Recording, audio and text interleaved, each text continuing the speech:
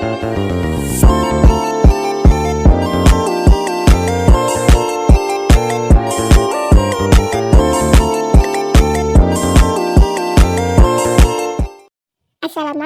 halo semuanya. Perkenalkan, nama aku Elvina. Bagaimana kabarnya hari ini? Semoga sehat selalu ya. Udah siap belum nih belajar bareng Kak Elvina? Hari ini kita akan belajar mengenai hak asasi manusia. Sebelum mempelajari tentang hak asasi manusia, kita harus tahu dulu apa perbedaan antara hak dan kewajiban. Hak adalah sesuatu yang wajib kita dapatkan setelah menyelesaikan kewajiban, sedangkan kewajiban merupakan suatu hal yang wajib kita laksanakan dengan sungguh-sungguh dan bertanggung jawab.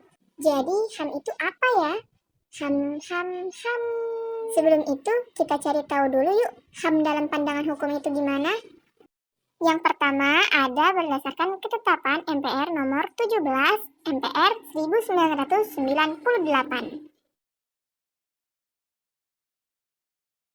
Dan yang kedua, ada berdasarkan pasal 1 Undang-Undang nomor 39 tahun 1999.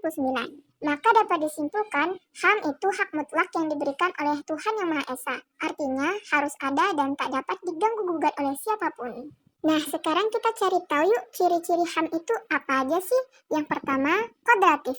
Yang kedua, hakiki. Yang ketiga, universal. Yang keempat, utuh. Dan yang kelima, tidak dapat dibagi. Kita bahas satu-satu ya. Yang pertama, kodratif. HAM bersifat kodratif karena timbul dari kodrat manusia itu sendiri yang terkait dengan martabat, kebebasan, dan hak-hak yang melekat pada dirinya sebagai manusia. Yang kedua, hakiki. HAM bersifat hakiki karena merupakan hak yang melekat pada setiap individu secara intrinsik, tidak tergantung pada kehendak pihak lain, dan tidak bisa diabaikan atau dihilangkan tanpa pelanggaran terhadap prinsip-prinsip dasar kemanusiaan. Yang ketiga, universal.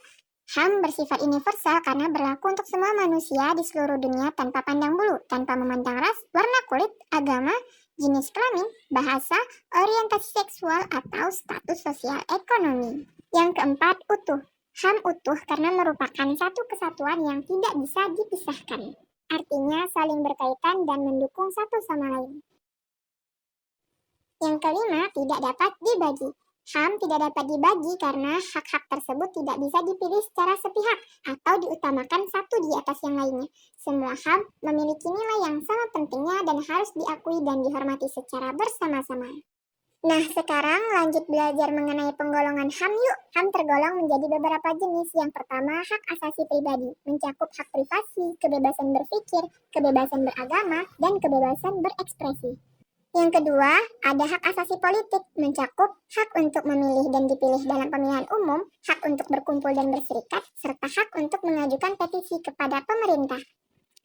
Selanjutnya, ada hak asasi ekonomi, yang mencakup hak untuk bekerja, hak untuk memiliki properti, hak untuk berusaha, hak untuk mendapatkan upah yang adil. Kemudian, ada hak asasi hukum, yang mencakup hak untuk dianggap tidak bersalah sampai terbukti bersalah, hak untuk mendapatkan perlakuan yang adil di pengadilan, dan hak untuk mendapatkan akses di sistem peradilan yang efektif. Lalu, ada hak asasi sosial yang mencakup hak untuk mendapatkan pendidikan, perawatan kesehatan, perumahan yang layak, serta perlindungan dari diskriminasi dan pelecehan. Yang terakhir, ada hak asasi budaya, yaitu hak untuk mempraktikkan budaya dan agama tertentu, serta hak untuk memelihara warisan budaya dan bahasa. Nah, berdasarkan penjelasan dari jenis penggolongan HAM, ada loh HAM yang dapat dikurangi dan HAM yang tidak dapat dikurangi. Kita cari tahu yuk. Hak asasi manusia yang tak dapat dikurangi. Adapun hak asasi manusia yang dapat dikurangi diantaranya